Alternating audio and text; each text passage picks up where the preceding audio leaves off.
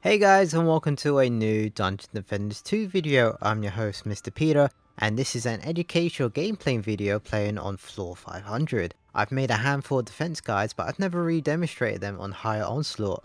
This is going to be really fun. You guys get to see my mindset and playstyle for the very first time. What's great about doing this video is that I have a handful of hidden tricks for Onslaught. Hopefully we get to see a sneak peek of it. For your information, I do run the meta build, which is the Proton and the Reflect Beams. Really strong stuff. However, I also have adaptive auras. I've crafted many relics to counter as many units as possible. For example, for this lane, we can see we have a ton of support units and a handful of range units. There's also a Lava Guardian, which is an Orc unit and a support unit that has range attacks. Also there's Flies, which are range units as well. Straight away, I know I'm going to use my anti-range and anti-support Flamer. It's exactly how I build my anti-chaos Flamer, but instead of anti-chaos and anti-melee, it's anti-range and anti-support. I'm going to put two Flamers down, because there's a lot of units coming through here, ground and air units. Having these two auras will help on wave clearing, plus it will help trim down the Lava Guardian's health.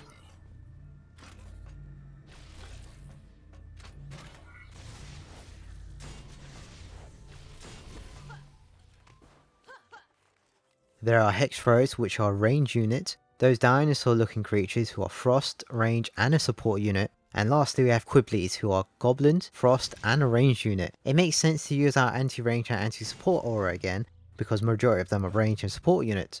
Also flyers are coming through here, how convenient. I also want to put down a fish or two to counter those frost units.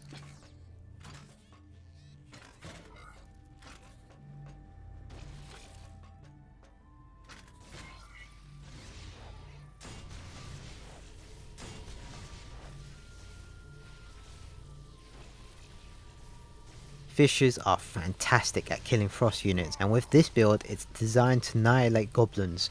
I hardly have any problems with goblins walking past my defense. Any of you guys interested in this build, I'll be making a fisher video sometime in the future.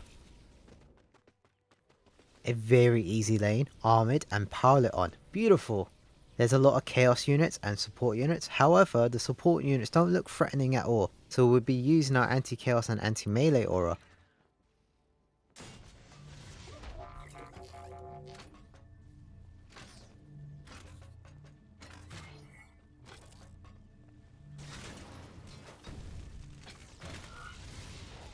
I have some remaining greens left, so the best thing I should do is upgrade the auras. For the lanes of course, but for the flyers too.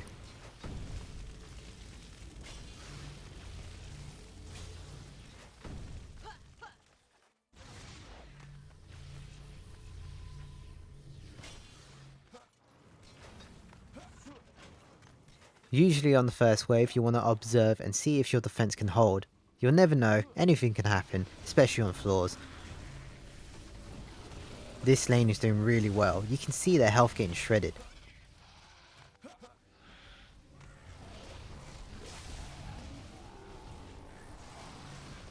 Lady Orc's dead, fantastic. You see those goblins are struggling to get through. There's so much anti towards them that it's impossible for them to power through. Also check out the flyers and see if they're dying.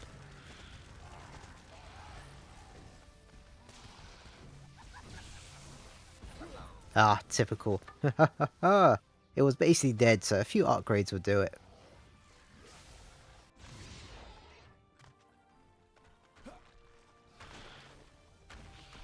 Just seeing if these Lava Guardians will die. Those flyers are dying, which is nice.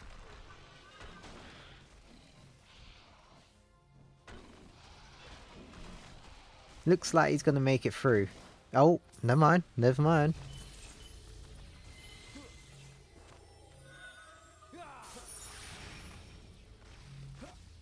There's a boss down here and it's a skeleton boss. We don't have any anti-melee on this lane, so the best option to do is upgrade the LSA and also upgrade the flamethrowers for the flyers.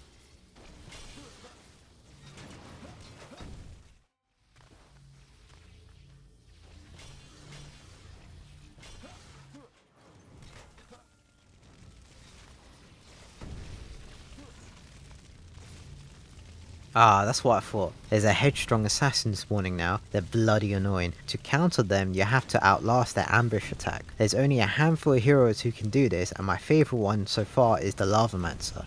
I run all health on him with a lot of armour. However, the most important bit is the shard Let's Rock. Activating Harden / Inflame gives the Lavamancer a shield lasting for 38 seconds, a stupidly long time. That absorbs 180% hero health incoming damage. I can't be asked to do the maths, but it's basically another health part they gotta go through. Again, I'll make a video about this in the near future.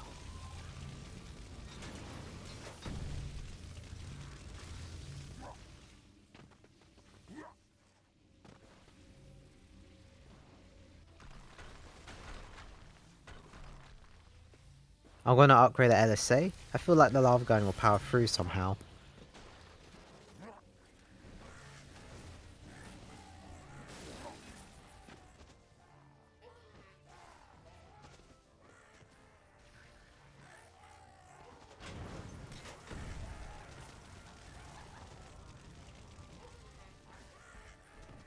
The Cold Blood died, so that's a big positive. Those upgrades really helped out.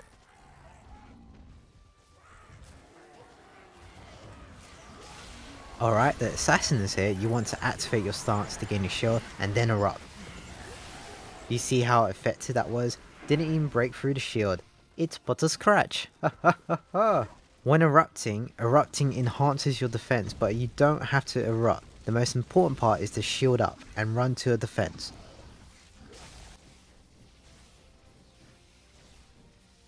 Awesome. Even without anti-range and support set up, it still didn't stand a chance, so that's really good news.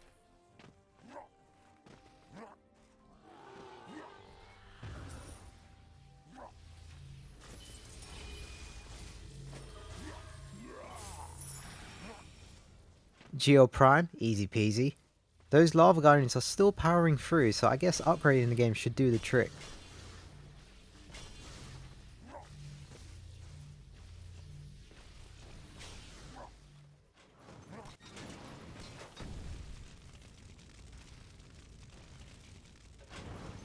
I don't know why the Proton Beam has the highest kills. You know what? I bet all the defenses are doing the damage and the Proton is kill stealing. Hahaha, cheeky fella.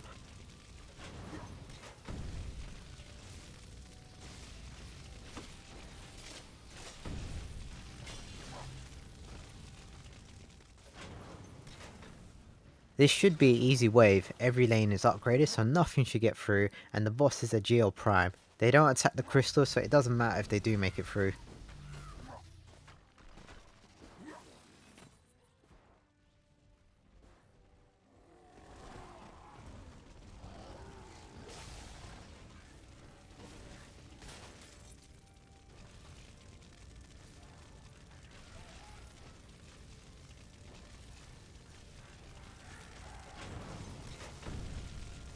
The flies are completely dealt with.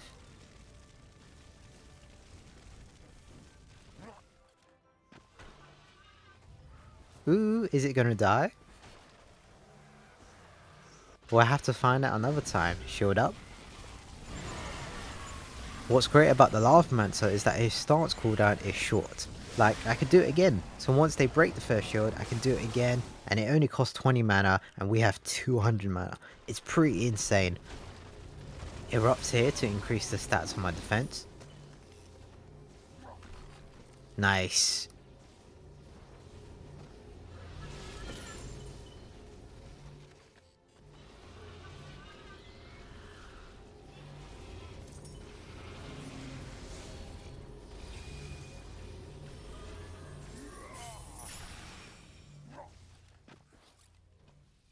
Cannon Ogre and a Draken Lord. Upgrade the LSA on this lane. That's been upgraded.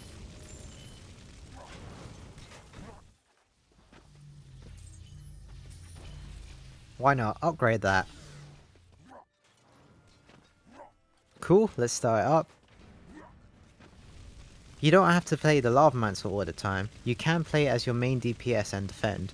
It's just that I tend to forget to switch heroes and then die to assassins. Once an assassin has locked onto you, you cannot switch heroes, which is unfortunate. the best thing you can do is to look at the map and to see if they're coming. Once you see them on the map, switch heroes before they lock onto you.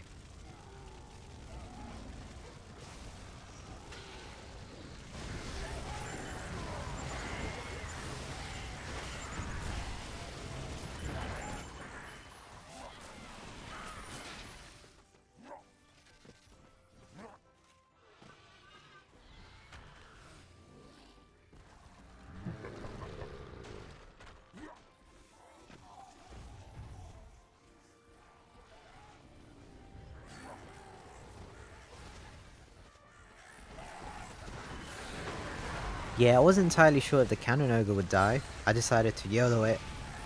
No matter how much health you have, you'll always get one-shotted by that cannon.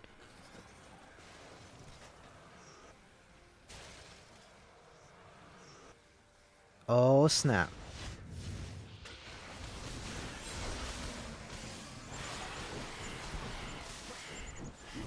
You know what? I'm fine with that. At least you guys can see that the monk cannot survive against a headstrong assassin. Around this floor, you'll have to have a second hero to tank the assassin.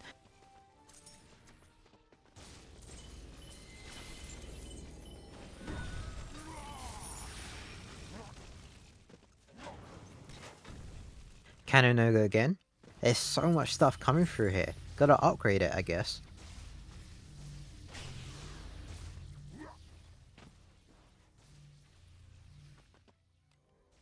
And an ogre. That's cool. But yeah, I'm absolutely in love with the Lavamancer. He has a generous amount of health. 2.3 million is very decent. He has very high armor and his shield is awesome.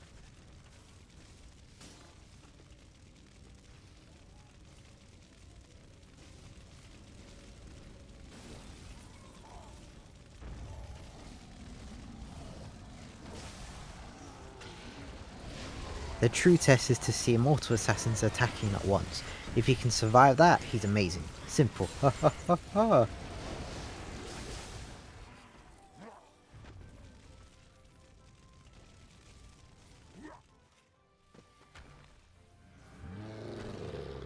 Gregory with 1.1 billion health. That's crazy, man. And the Cannon Ogre with 700 million health.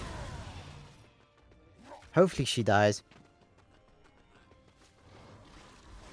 Yeah, she did.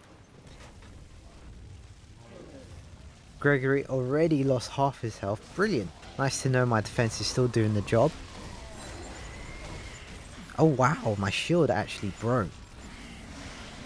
Even then he was still able to tank all those hits. Crazy. He's best at being a human blockade. Ha ha ha ha. There you go guys, that's floor 500 with Chaos 7 Relics and of course Chaos 8 Reflect Beam and Proton Beams. Just to prove I'm not lying, my Reflect Beam is Chaos 8 but it's 0 out of 5. The same with the Proton, I haven't maxed them out yet but I will soon. But everything else is Chaos 7, my LSA is Chaos 7, my Flame Aura is Chaos 7, and the Boost Aura 2. It just goes to show you with the right mods and the right shards you can get very far in Onslaught. Thanks for watching guys, I hope this has given you an understanding on how I function on doing floors. Hopefully you've learned a thing or two as well. If you want to see more of this type of content, let me know in the comments below. Destroy that like button and subscribe for more DD2 content. I'll see you guys later, take care.